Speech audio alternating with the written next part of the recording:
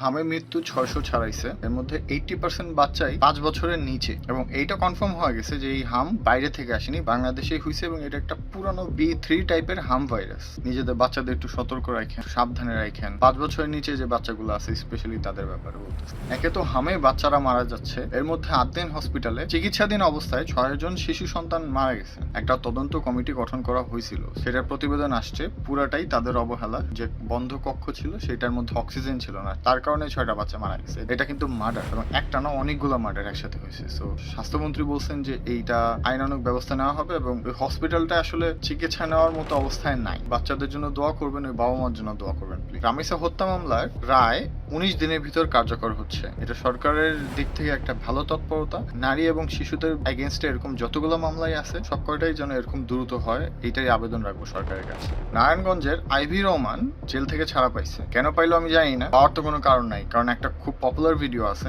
আপনারা হয়তো উপরে দেখতেও পারতেছেন।